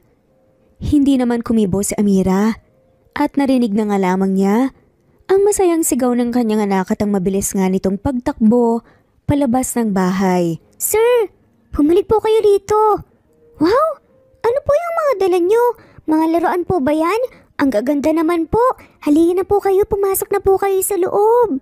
Pagaya pa nga ni Andeng kay Leon. May dala-dala itong maraming mga laruan na halata namang para sa paslit. Nakatayo lang si Amira sa bungad ng pinto at hindi nakatingin nga ng diretso kay Leon. Pakiramdam niya ay nagkasala nga siya dito. Nanay, bumisita po ulit dito si Sir Mabait. Masayang sabi nga ni Andeng sa kanyang ina. Marahan nga na napatalon-talon nga sa tuwa. Ngumiti na nga lamang si Andeng at Amira bago napatingin kay Leon. Lumakas ang tibok ng kanyang puso nang makita nga ni Amira ang lalaki. Agad niyang iniwas nga ang kanyang tingin. Heto, pasalubong ko sa'yo. Nakita ko kasing wala kang gaanong mga laruan kaya binilhan kita. Nakangiting sambit nga ni Leon nang ilahad nga niya sa bata ang dala niyang mga laruan. Nanlaki nga sa tuwa ang mga mata ni Andeng nang tanggapin nga niya ito. Talaga po? Sa akin po tong laruan na to? Naku, ang bait-bait nyo naman po talaga, sir. Nanaligaw ka po ba sa nanay ko? Pasado po ba kayo sa akin kung ganon? Siyempre po, pasadong-pasado po kayo sa akin. Anas pa nga ng paslit. Nagulat pa nga si Amira dahil sa mga salitang lumalabas sa bibig ng kanyang anak. Kaya agad niya itong hinila palapit sa kanya. Anak, ano ba yung sinasabi mo? Bumili ka nga muna ng tuyo at suka doon sa tindahan. Utos nga ni Amira dito. Hindi kasi sila makakapag-usap ni Leon hanggat nandito nga si Andeng. Baka malaman pa niya ang totoo. Napangusa naman ang paslit dahil nautusan pa nga siya talaga ni Amira habang nandoon si Leon. Nanay, marami pa naman po dyan reklamo ng paslit na napakamot na nga lamang sa kanyang ulo. Excited na kasi siyang buksan ang mga dalang laruan ni Leon at laruin nga ang mga to. Sige na, kulang pa yun. Pamimilit naman ni Amira. Wala namang nagawa sa Andeng kundi ang sumunod na nga lamang sa utos ng ina. Nang makalis na nga si Andeng, doon lang nagkaroon ng oras para makapag-uusap ang dalawa. Hindi alam ng anak mo kung ano ang parte ko sa buhay mo? Biglang tanong nga ni Leon. Hindi ko na ikwento sa kanya. Simpleng tugon na nga lamang ni Amira. Then what about his dad? Hindi mo rin ba sinabi sa kanyang tungkol sa akin? Hindi niya alam na kasal ka sa akin? Nagtatakang tanong nga ni Leon. Natahimik na nga lamang si Amira. Umalis siya upang kumuha nga ng tubig na pwedeng inumin ng binata. Subalit nakikita nga niyang hinihintay pa rin ito ang kanyang isasagot. Ako lang mag-isang nagpapalaki at bumubuhay sa anak ko, tugon nga niya.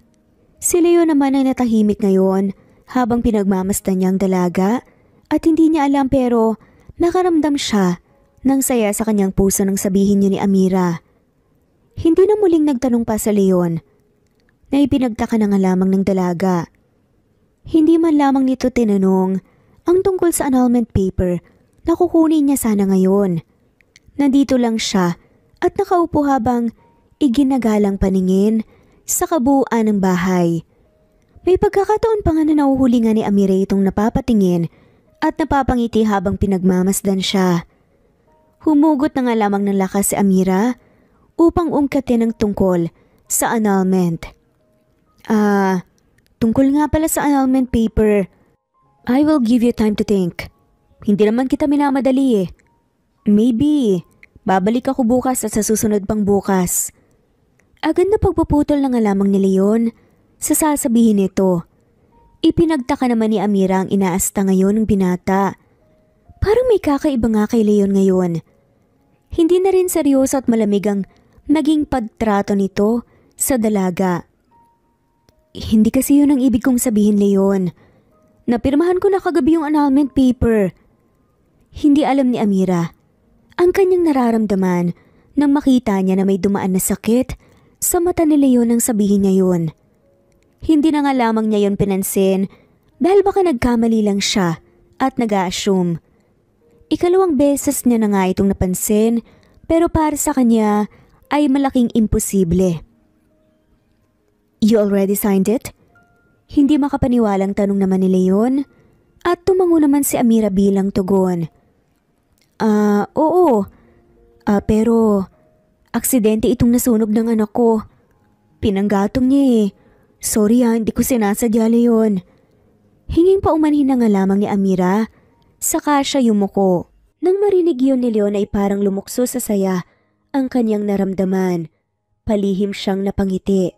Hindi alam ng binata kung bakit ganito na lamang siya umasta ngayon matapos malaman niya ang tungkol kay Andeng. Hindi siya makatulog ng maayos kagabi kakaisip sa mag-ina. Napapangiti siyang nag-isa at kahit wala namang dahilan. Mas sumaya nga siya ngayon nang malamang isang single mom ang kaniyang asawa. Balak niya na sanang huwag nang ituloy ang annulment paper dahil puro kasinungalingan lang naman ang sinabi niya kay Amira kahapon. Hindi naman talaga siya ikakasal ulit. Ginawa lang niyang dahil ang annulment paper dahil gusto niyang makita muli ang dalaga. Ngunit nahihiya siyang gawin ito dahil nga sinaktan niya ito noon. Pero iyong annulment paper na kaniyang ibinigay ay hindi iyon dumaan sa isang lawyer. Gawa-gawa niya lamang iyon. Gagawin niya sanang rason ang annulment paper upang araw-araw siyang makakapunta sa bahay ng dalaga. Pero hindi niya aakalain na agad itong pipirmahan ni Amira. Mabuti na lamang at alam ng Diyos ang totoong nilalaman ng kaniyang puso, kaya aksidente iyong nasunog ni Andeng. Ngayon si mas may rason pa siyang makita ng paulit-ulit ang dalaga. Noon pa man ay may nararamdaman na talaga si Leon sa dalaga, ngunit tago lang ito. Maganda si Amira, mas gumanda pa nga siya ngayon. Mabait din ito at maasikaso. Ngunit ang pagmamahal ni Leon noon sa dalaga ay natatabunan sa pagmamahal niya noon sa kaniyang first love. Mas mahal niya ito kaysa kay Amira. Pero nang makipaghiwalay siya rito noon, ay hindi niya alam sa sarili kung bakit hinahanap-hanap niya palagi ang presensya ng dalaga. Hindi siya mapakali na hindi ito nakikita at sinisisi niya ang kaniyang sarili kung bakit pa niya ito sinaktan noon. Doon niya napagtanto na kahit hindi sila masyadong nag-uusap dalawa ni Amira, ay palihim na niya itong minahal. Mas mahal niya ito kaysa sa kaniyang first love. It's okay. Magpapagawa na lang ako ng bago. It takes time but it's okay. Mahinang tugon na nga lamang ni Leon. Saka siyang umiti, nangabot hanggang tenga kay Amira. Natigilan doon si Amira. Ito ang unang beses nang initian nga siya ng binata. Kumabog na naman ang kanyang puso kaya umiwas nga siya ng tingin at tumayo sa pagkakaupo. Dito ka na lang maghapunan. Magluluto ako ng paborito mong kare-kare. Pasasalamat na rin namin ni Andeng dahil sa gamot na binili mo. Sampit ni Amira nang hindi makatingin nga ng diretsyo kay Leon. That's great. Namimiss ko na rin kasi ang lutong bahay mo eh. Kumabog na naman ng malakas ang puso ni Amira. Noon kasi ay ipinagluluto niya ng pagkain si Leon. Ginagawa niya ang trabaho ng isang asawa. Malakas namang kumain si Leon kapag luto niya ang nakahain sa lamesa. Kapag hindi naman ay tipid lang siyang kumakain. Abala na sa pagluluto ng kari-kari si Amira sa kusina habang si Ading naman ay nandoon sa sala at kasama si Leon na naglalaro sa mga laruan nito. Abot hanggang kusina nga ang kanilang mga tawanan at kulitan kaya hindi rin maitago ni Amira ang kaniyang mga ngiti. Kahit hindi pa gaanong magkakilala ang mag-ama ay close na ang dalawa. Hinahayaan lang ni Amira ang mga ito dahil kahit hindi nila alam ang totoong ugnayan nila sa isa't isa ay nagkaroon naman sila ng bonding. Nang matapos na siya sa pagluluto at paghahanda ng hapunan ay tinawag na niya ang dalawa. Anak, halina kayo, luto na. Ilang segundo pang lumipas. Nasilayan na nga lamang ni Amira. Nakarga-karga nga ngayon ni Leon ang kanilang anak papunta sa kusina. Gustong maiyak ni Amira sa magandang tanawin na nakikita niya pero pinigilan niya ito. Nagumpisa ng kumain ng tatlo at gaya nga ng dati napadami ang kain ngayon ni Leon dahil sa paborito nga nitong ulam. Hinay-hinay lang Leon, baka mabulunan ka niyan. Paalala pa nga ni Amira. Masarap po ba, Sir Leon? Sabi ko naman po kasi sa inyo na si nanay po ang pinakamasarap na magluto po ng kare-kare. Alam niyo po ba na ito rin po ang paborito ko? Nakangiti at parang nagmamalaking usal pa nga ng paslit. Alam ko yon dahil palagi naman akong pinagluluto ng nanay mo noon. Tugon naman ni Leon. Dahil ano pang si Amira nga, ang mabilaukan nga dahil sa pagkabigla. Agad naman siyang binigyan nga ni Leon ng tubig at nag-aalalang hinaplos-saplos nga ang likuran nito. Okay ka lang ba? Dahan-dahan naman kasi sa pagsubo. Ikaw yatang magdahan-dahan ng pananalita, Leon. Yan sana ang gustong sabihin ni Amira. Ngunit ngumiti na nga lamang siya. Bumalik din naman sa kanyang upuan ng binata. Napansin ng dalawa ang mahinang hagik-gik ni Andeng kaya sabay nga silang napatingin dito. Nasilayan nga nila na halos mapunit na nga ang labi ng paslit dahil nga sa pagngiti habang nanunuksungang nakatingin ito sa kanilang dalawa. Sir, mabait. May gusto po ba kayo kay nanay? Nililigawan niyo po ba siya? Biglang tanong pa ni Andeng. Nagtaas ba nga ang dalawang kilay nito? Nabigla muli sa Amira. Kaya pinanlakihan nga niya ng mata ang anak. Subalit napahagik-gik lang ito. Napapailing nang umiti na nga lamang si Leon habang ipinagpatuloy nga ang kanyang kinakain. Anak, wag ng maraming daldal. Kumain ka na lang at baka lumamig na yung ulam. Sambit na nga lamang ni Amira. Kinakabahan siya sa mga lumalabas ngayon sa bibig ng anak. Hindi niya rin maiwasang hindi mahiya kay Leon dahil sa pinagsasasabi nga ni Andeng. Nanay, bakit po kayo nahihiya? Maganda naman po kayo at saka po, hindi po nanliligaw si Sir Mabait sa inyo. Bakit po kayo nagkakilala at nandito po siya ngayon kahapon? Wika muli ni Andeng na hindi makuha nga sa tingin. Hindi may paliwanag ni Amira ang kanyang nasilayan nang palihim na ngumiti nga sa Leon nang marinig ang sinabi ng paslit. Nakikita nga ni Amira na magkasundo talaga ang magama. Gusto mo ba talagang malaman ng totoo? Tanong pa ni Leon. Umakyat naman ang kaba sa puso ni Amira nang tanungin yon ang binata kay Andeng. Agad na tumango-tango naman ang bata at hindi na nga makapaghintay pa sa sasabihin ni Leon sa kanya. Tinignan muna ni Leon si Amira na hindi alam kung anong binabalak nga nitong sabihin sa anak niya. Ngumiti siya sa dalaga bago tumayo upang may ibulong nga sa paslit. Nagtataka naman siyang napatingin sa dalawa nang bigla na nga lamang humagikik nga si Andeng na parang kinikilig pa nga ito. Bumalik na nga sa upuan si Leon na pangiti-ngiti pa. Hindi na nga nakayanan pa ni Amira ang kuryosidad at nagtanong pa nga siya sa dalawa. Anong pinag-uusapan niyo? Pasimpleng tanong ni Amira. Sabi po kasi ni Sir Mabait, nanay, na kayo raw po ang may gusto po sa kanya simula pa noon eh. Parang nangasar pa nga na wika ni Andeng, kaya agad siyang napatingin nga sa binata. Bakit? Hindi ba totoo? Nakangising tanong pa nga ni Leon sa kanya. Napaiwas na nga lamang si Amira nang tingin at nagpatuloy nga sa pagkain. Hindi naman talaga nagsinungaling sa Leon. Totoo naman talaga ang sinabi nito na siyang may gusto sa lalaki noon pa. Minahal pa nga niya ito. Pero sa huli ay siya rin naman talagang nasaktan. Subalit hindi yun ang pinoproblema ni Amira ngayon. Nagtataka lang kasi siya kung bakit ganito na nga lamang ang asta ni Leon sa kanya. Para itong ibang tao, napaka-gentle na at palaging umingiti.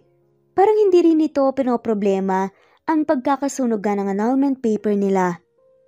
Kumain na nga lang kayo. Tanging sambit na nga lamang ni Amira dahil sa hiya. Tahimik lang na pinagmamasda ni Amira ang dalawa na nag-uusap at nagkukwentuhan habang kumakain. May pagkakataon pa nga na palaging nagbibiro nga si Andeng kaya halos mahulog nga sa kinauupuan si Leon habang tumatawa pa ito. Ngayon lang yan nasilaya na ganito kasaya ang lalaki. Nakakagaan ng puso na makita nga ang magama na ganito kasaya. Kung sana hindi nagkahiwalay nga silang dalawa ni Leon, baka masaya na nga sila ngayon katulad nito. Kay ganda nilang panoorin. Mas lalong sumasaya ngayon si Andeng. Bulong nga sa isipan nga ng babae. Matapos kumain niligpit na nga ni Amira ang pinagkainan nila. Nagulat pa nga siya dahil kusang loob nga siyang tinulungan ni Leon na kahit noon hindi naman ito ginagawa. Sir Mabait, kailan po kayo babalik dito? Babalik po ba kayo bukas? Tanong nga ni Andeng nang magpaalam na nga si Leon na aalis. Umupo naman si Leon upang mapantayan ang laki ni Andeng. Sa kanya ginulo ang buhok nito. Titignan ko. Tugon na nga lamang ng lalaki. Umayos naman ang tindig si Leon sa kanya tinignan si Amira na nasa likuran ng bata. Pwede ko bang makuha yung number mo? Parang nahihiya pa nga. Natanong nga ni Leon nang ilahad nga niya ang kanyang cellphone at nagtatakang tinignan nga ni Amira ang hawak nitong cellphone. Natatawa rin siya dahil para nga siyang batang ihihiyang nasa harapan ng crush niya. Well, you changed your phone number. At saka para na rin pwede kitang matawagan kung sakaling tungkol ito roon. Paliwanag ni Leon sa kumiwas ng tingin. Ang sinasabi niya ay ang tungkol sa annulment paper. Ako na lang po maglalagay, Sir Mabait. Kabisado ko naman po ang number po ni nanay eh. Pili yung sabi nga ni Andeng bago niya tinype kaagad ang numero ng kanyang ina. Palihim namang ngumiti sa Leon at kinintatan pa nga ang paslit bago umalis na. Hindi na naman makatulog si Amira nang sumapit ang gabi dahil bumabagabag nga sa kanyang isipan ng kakaibang ikinikilos kanina ni Leon. Puno ng katanungan ang kanyang isipan kung bakit bigla na nga lamang nagbago ito. Napabangon siya sa pagkakahiga nang tumunog ang dekipad niyang cellphone. Inabot niya ito at tinignan ng tumawag. Nakita nga niyang numero lamang ito. Sino namang tatawag sa akin ng ganitong oras? Gabing-gabi na. Nakakunot noong tanong pa nga ni Amira. Sa kanya sinagot ang tawag. Hello? You pick up the call. Hindi ka ba nakatulog? Natigilan nga si Amira at napalunok na nga lamang ng laway nang mabusesan nga niya ang malambing na boses ni Leon. Biglang kumabog nga ng malakas ang kanyang puso. Leon? Bakit ka napatawag? Wala lang. I just want to check on you. Free ba kayo tomorrow ng anak mo? May bagong bukas na mall. Maybe pwede ko kayong igala or we can do groceries. Ani pa nga ni Leon. Pero ang totoo gusto lang niya talaga na makasama si Amira. Sandaling natahimik nga si Amira. Ito na naman kasi bumabait na naman sa kanya si Leon. Humugot siya ng lakas upang magtanong kay Leon nang maliwanagan naman siya. Bakit mo to ginagawa, Leon? Bakit nagbago ang trato mo sa akin?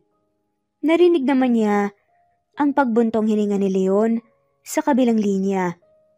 You are still my wife, Amira. Legal tayong kasal. Without the annulment paper, mag-asawa pa rin tayo. Gusto ko lang makabawi sa mga panahong nasaktan kita. Napakagat na nga lamang ng labi nga si Amira habang pinipigilan nga ang pagtulo ng kanyang mga luha. Ibinaba nga niya bigla ang tawag at humiga. Napabalik nga sa kama at niyakap ng mahigpit ang anak habang patuloy ang paglandas sa kanyang mga luha. Kinabukasan ay tanging gawaing bahay lamang ang pinagkakaabalahan ng bagina. Naglalaba nga ng mga labahin si Amira habang si Andeng naman naglilinis sa loob ng bahay.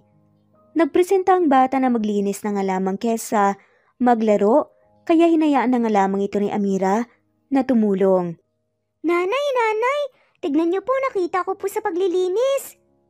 Biglang sigaw pa nga ni Andeng mula sa loob ng bahay. Tumakbo pa ito papunta sa kanyang ina. Ano naman yan, anak? Tanong nga ni Amira habang pinagpapatuloy nga ang paglalaba. Ipinakita ni Andeng ang litratong dala niya at nanlaki kaagad sa gulat ang mga mata nga ni Amira. Nang litrato nila itong dalawa ni Leon nung kasal nila. Hinablot ito ni Amira mula sa kamay ng anak, saka ito itinago. Matagal na nga itong nawala ni Amira. Akala nga niya hindi na nga niya ito makikita pa dahil madaming beses na nga siyang naglilinis ng bahay upang hanapin lang ito. Si Sir mabait, at kayo po bang nasa litrato? Hindi po ba, nanay? Bakit po nakasuot po kayo ng kasuotang pangkasal? Ikinasal po ba kayo dati ni Sir Mabait? Siya po ba ang tatay ko? Sunod-sunod pa nga na tanong ni Andeng sa kanyang ina. Hindi naman magkamayaw nga sa pagtibok ng puso ni Amira. Pakiramdam niya ay parang nasa hot seat nga siya ngayon at hinuhuli ang kasinungalingan niya. Nag-isip siya ng dahilan upang makaiwas nga sa tanong ng anak. Yung ulo ko anak sumasakit, parang lalagnitin niya yata ako eh. Pagsisinungaling na nga lamang niya na may kasama pang pag-iinarte. Nag-alala namang hinawakan kagad ni Andeng ang kanyang ina at mukhang nakalimutan na nga nito ang itinanong niya kanina. Sabi ko naman po kasi sa inyo, nanay, na wag na lang po muna kayong maglalaba. Halina po kayo sa loob, magpahinga na po kayo. Nag-aalalang wika pa nga ng paslit. Tumayo naman si Amira upang hindi na nga siya sermonan ng kanyang anak. Humiga na nga lamang siya sa kama at doon umaktong magpapahinga. Kahit hindi naman sumakit talaga ang kanyang ulo. Gusto lang talaga niyang iwasan ang mga tanong ng kanyang anak. Dahil hindi pa nga niya alam kung paano ito papaliwanag sa bata. Mamaya na nga lamang niya siguro tatapusin ang labahin niya. Kinuha ni Amira ang litratong nakita nga ni Andeng sa paglilinis. Pinagmasdan niya ito, saka nga siya malalim na napabuntong hininga. O anak, wala ka na bang assignment na tatapusin ngayon? Laro ka ng laro dyan. Tanong pa nga ni Amira habang nagluluto nga siya ng kanilang hapunan ngayon. Nasilayan kasi niyang nilalaro nga ni Andeng ang mga laruang binili nga ni Leon kahapon. Tapos na po, nanay! Tugon pa nga ng paslit, kaya hinayaan na nga lamang ni Amira itong maglaro. Nanay, ano pong niluluto niyo? Batchoy anak, may bagong ihaw na baboy kanina at pinautang nila ako ng 1 kilo. Malapit na rin itong matapos anak. Tugon pa nga ni Amira. Sa kalagitnaan ng pagluluto ng dalaga, ay may narinig nga silang familiar na busina ng sasakyan. Agad namang iniwan ni Andeng ang kanyang mga laruan at lumabas nga ng bahay. Sir, mabait! Sigaw nga ni Andeng, kaya hindi na nga kailangan pang tignan ni Amira kung sino ang dumating. Nandito po ulit kayo. At wow, may dala po kayong mga groceries. Sakto po ang dating ninyo dahil nagluluto po si nanay ngayon ng batchoy. Dito na po ulit kayo kumain. Masiglang wika pa nga ni Andeng. Ngumiti lang si Leon at ginulo ang buhok ng paslit. Nasaan ang nanay mo? Nasa kusina po nagluluto. Dinala nga ni Leon ang mga groceries na pinamili niya sa kusina. Nakita niya ng mga bala si Amira sa pagluluto. Bumili ako ng mga groceries niyo, nakita ko kasing wala kayong stock na pagkain. Wika pa nga ng binata, saka tumikhim. Tipid lang nang umiti nga sa Amira at nagpasalamat dito. Salamat, tagabala ka pala yun. Tungkol pala sa annulment paper. Kailan ka nga pala ulit makakakuha nun? Para naman hindi ka na paulit-ulit na bumabalik dito. Mukhang nakakaabala na kasi kami sa'yo eh. At saka, baka maging dahilan pa ito ng pag-aaway niyo ni Hana. Ayoko madamay ang anak ko. Mahinahong wika pa nga ni Amira. Habang nakatalikod na nga siya sa binata. Hindi na ako kukuha ng annulment paper. Ayoko mapawalang bisa ang kasal natin, Amira. Biglang sambit naman ni Leon. Agad namang napalingon si Amira sa kanya nang dahil sa gulat. Ano? Hindi makapaniwalang tanong nga ng babae. Ang totoo niyan, ay peke naman talaga ang annulment paper na binigay ko sa iyo noon. It was just my excuse para makita ka muli. Hindi talaga ako ikakasal at wala na rin naman kami ni Hana matagal na. Paliwanag ni Leon. Napatanga naman si Amira sa kanyang narinig. I'm sorry dahil nasaktan kita dati. I'm sorry kung hindi ako naging mabuting asawa sa'yo. Gusto ko lang itama ang mga mali ko noon. Ayaw na kitang pakawalan pa, Amira. Please, I'm begging for a second chance now. Puno ng sinseridad pa nga na wika ni Leon. Agad na pinahiran nga ni Amira ang mga luhang kumawala sa kanyang mga mata. Sa kanya tinalikuran si Leon. Hindi niya alam kung anong isasagot nga niya sa binata. Walang salita ang gustong lumabas sa kanyang bibig at mariin nga siyang napapikit nang yakapin siya nito mula sa likuran. Bigyan mo ako ng isa pang pagkakataon. I swear, mamahalin kita. Mamahalin ko kayo ng anak mo, Amira. Mahal na mahal kita simula pa noon and I just realize na nang mawala ka sa akin, ay hindi ko kaya. I'm really sorry. Usal pa nga muli ni Leon. Walang lakas nga si Amira na tinanggal ang mga kamay ng lalaki mula sa pagkakayakap sa kanya. Ang tanging nagawa na nga lamang niya ngayon ay humikbi dahil hindi nga niya inaasahan ang pag-amin nito. Akala niya noon ay talagang hindi nga siya minahal ni Leon. Akala niya ay siya lang ang nagmamahal. Nanay, tapos na po! Hindi natapos ni Andeng ang kanyang sasabihin nang madatnan nga niya sa kusina ang ganoong eksena. Nakayakap si Leon sa kanyang ina. Hindi naman napansin ng bata ang pag-iyak ng kanyang ina dahil nakatalikod ito sa kanya. Mabilis ding naghiwalay ang dalawa. Oops, balik na lang po pala ako sa sala. Wala po akong nakita. Tuloy niyo na po yan. Maang-maangan pa nga nasambit nga ni Andeng. Nang bigla nga siyang makita ng mga to at umalis na nga sa kusina. Naging awkward naman ang sitwasyon sa pagitan ni Leon at Amira pagkatapos ng nangyari. I'm sorry. Nakayokong bulong nga ni Leon. Bigla namang bumuhos ang malakas na ulan. Kunin ko lang ang mga labahin ko. Mahinang wika naman ni Amira. Bago umalis, sa kusina at lumabas nga ng bahay kahit umuulan nga ng malakas. Nakita naman ni Andeng ang paglabas ng kanyang ina, kaya sumigaw ito. Nanay, Kakagaling niyo pa lang po sa lagnat eh. Huwag po kayong magpapaulan. Tumakbo na nga rin si Leon. Palabas ng bahay at agad hinawakan sa kamay si Amira. Saka ito hinila papasok sa loob upang hindi gaanong mabasa ng ulan. Hindi ka dapat nagpapaulan. Kagagaling mo pa lang sa sakit. Mahinang sermo naman sa kanya ni Leon na sinang-ayunan din naman ni Andeng. Natigilan nga si Amira dahil nga sa ginawa ng binata. Napakagat nga siya ng kanyang iba pang labi upang pigilan ang kanyang ngiti. Yung mga labahin ko kasi. Tuyo ng mga yun. Sayang naman kung hindi ko nakukunin, di ba? Dahilan pa nga ni Amira at akmang kukunin na nga sana niya ang mga sinampay nang pinigilan siya ni Leon. Stay there. Ako nang kukuha ng mga yun.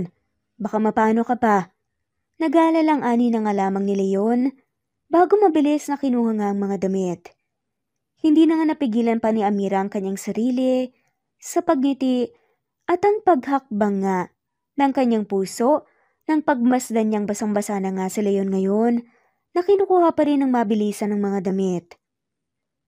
Nakuha naman ni Leon ang lahat ng damit pero basang-basa naman siya. Kumuha kaagad ng malinis na tuwalya si Amira at agad pinunasan nga ang mukha nito. Basang-basa ka na rin. Wala ka man lang pamalit dito. Ani nito habang patuloy pa rin sa pagpunas kay Leon. Hinayaan naman siya ng binata na gawin iyon dahil sa totoo lang ay gustong-gusto ito ni Leon. Napapangiti nga siya ngayon habang tinitigan ng malapitan ang maamong mukha ni Amira. Hindi pa napagtanto ni Amira ang kaniyang ginawa kaya matapos ang ilang segundo ay dito lang siya natigilan. Nagkatinginan pa ang dalawa na para bang pakiramdam nila ay sila lang ang tanging tao sa buong mundo. Saglit yata niyang nakalimutan na dating asawa niya na ngayon, si Leon. Hindi niya dapat ginagawa ang ganitong bagay. Napaatras palayo si Amira at tumikhim. Umiwas na rin siya nang tingin kay Leon na ngayon ay titig na titig pa rin sa kaniya. Punasan mo na muna yung sarili mo. Hahanap lang ako ng damit na pwede mong suotin. Wika ng dalaga bago nagmamadaling pumasok na sa loob ng kwarto. Sapu-sapu naman niya ang kaniyang dibdib nang mapasandal siya sa pinto. Mas lalong lumakas ang tibok ng kaniyang puso na para bang lalabas na ito sa kaniyang katawan. Naramdaman niya rin ang pag-iinit ng magkabilang pisngi niya dahil sa hiya. Habang lumilipas ang oras, ay mas lalong lumalakas naman ang pag-ulan. Hindi pa ito tumitigil kahit sumapit na ang gabi. Tapos na rin silang maghapunan. Si Leon ay nanatili pa rin sa bahay nila Amira at hinihintay ang pagtila ng ulan. Mas delikado kasi kapag nagmamaniho siya sa ganitong sitwasyon. Sir Mabait, baka po matatagalan ng pagtila po ng ulan. Sabi po kasi sa balita, bagyo na raw po ito at saka sobrang lakas po ng hangin sa labas. Dito na lang po kaya kayo magpalipas ng gabi. Suwestyon pa nga ni Andeng. Anak, hindi naman siya sanay na matulog sa ganitong bahay eh. Saka maliit lang din yung kama natin. Bulong nga ni Amira, pero rinig na rinig naman ito ni Leon. Pero nanay, malakas po yung ulan. Baka po mapano pa po siya sa daan. Dito na lang po natin siya palipasin ng gabi. Bayad na rin po. Dahil tinulungan niya po tayo sa pagbili po ng mga gamot niyo noon. Diba po nanay? Sige na po. Pagpipilit pa nga ni Andeng. Tiningnan naman ni Amira ang binata upang makuha ang sagot nito. Okay lang naman sa kanya na dito matulog si Leon pero hindi niya alam kung okay lang kay Leon na sa ganitong bahay matulog. Laking mayaman pa naman ito at maraming mga lamok ang nandito. Baka pagpiestahan pa siya. Okay lang ba sa'yong dito na lang matulog? Tanong na nga lamang ni Amira. Malawak naman ang naging pagngiti ni Leon at saka ito tumango. Oo naman. Masyadong malakas ang ulan, baka bukas na lang ako makauwi. Tugon na nga lamang nito. Sa maliit na kama ngayon, nakahiga ang mag-ina, habang si Leon ay mas piniling sa sala na lang matulog doon sa dekahoy na upuan. Binigyan lang ni Amira ito ng isang unan at kumot upang hindi ito lamigin. Lumalim na ang gabi at hindi pa rin dinadalaw ng antok si Amira. Nang tiningnan niya ang anak, ay mahimbing na itong natutulog. Hindi pa rin tumitila ang ulan. Malakas pa rin ito na may kasamang malakas na hangin. Kumusta kaya siya sa labas? Maayos lang ba ang pagkakahiga niya roon? Hindi pa naman siya sanay sa ganung higaan. Nag-aalalang wika ni Amira sa kaniyang sarili. Nakapagdesisyon siyang silipin si Leon sa labas at tingnan ang kalagayan nito. Marahan siyang bumaba ng kama at lumabas ng kwarto. Napangiti siya nang makitang pinagkakasya ni Leon ang kaniyang sarili sa maliit na mahabang kahoy na upuan at mukhang mahimbing naman ang tulog nito. Nag-aalala pa ako. Tulog na tulog naman pala siya. Pulong na nga lamang niya. Babalik na sana siya sa loob ng kwarto, ngunit natigilan siya nang mapansin ang panginginig ng katawan ni Leon kahit na nakakumot naman na ito ngayon. Malamig naman talaga ang hangin na pumupuslit sa mga butas-butas na pader ng bahay nila Amira. Pero hindi ito gaano kalamig na kailangan pang manginig ni Leon ng ganito. Agad na nilapitan ni Amira ang binata at marahang sinipat ang noo nito at doon niya napagtanto na inaapoy na pala ito ng lagnat. Basang-basa ito kanina sa ulan, kaya baka iyon ang dahil kung bakit nagkasakit ito ngayon. Nakaramdam ng awa at konsensya naman si Amira, kaya buong gabi ay inalagaan niya si Leon. Hindi ito umalis sa tabi ng binata at kahit inaantok ay hindi pa rin siya umaalis sa tabi nito. Oras-oras ay tinitingnan niya kung bumababa na ba ang lagnat nito at nilalagyan niya rin ng basang towel ang noo nito upang kahit papaano ay mabawas-bawasan naman ang init sa kaniyang katawan. Kinaumagahan ay tumila na ang ulan at maganda rin ang sikat ng araw. Nang magising si Leon ay nasilayan niya ang dalaga na mahimbing na natutulog habang nakaupo at nakasandal lang ito sa isang upuan. Nasilayan niya rin ang mga gamot at maliit na palanggana na katabi nito. Hindi mapigilan ni Leon ang pagmasdan ang maamong mukha ni Amira. Napapangiti siya habang iniisip ang pag-aalaga nito sa kaniya kagabi. Lumakas naman ang tibok ng puso niya habang ginagawa niya yon. Marahan niyang hinaplos ang mukha nito upang hindi ito magising. Hindi sana kita sinaktan noon. Hindi sana kita pinakawalan noon, Amira. I'm sorry. I'm really sorry, wife. I lied about the annulment paper. Ginawa ko lang yon para may rason akong makita at mapuntahan ka rito. But I didn't expect na agad mong papirmahan yon. But I'm happy dahil aksidente itong nasunog ng anak mo. I'm really happy. And I regret hurting you. Hindi na kita sasaktan pang uli. Sambit ni Leon. Unti-unti namang iminulat ni Amira ang kaniyang mga mata at muli silang nagkatitigan dalawa. Nataranta pa si Leon nang makitang lumuluha na si Amira kahit kakagising pa lang nito. Narinig kasi ng dalaga ang lahat ng sinabi nito at hindi niya na napigilan pa ang kaniyang mga luha sa pagbagsak.